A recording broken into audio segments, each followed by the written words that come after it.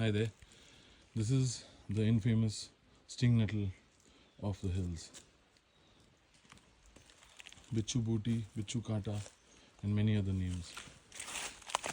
You get rubbed off against this, and your skin it'll itch forever.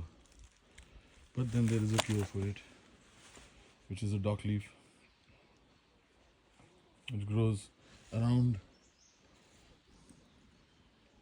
the plant, the sting nettle plant, which I can't see here somehow. But other than its stinging qualities, it has many other good qualities. The hill people make sabzi out of it. They eat it like a green vegetable in the lean times.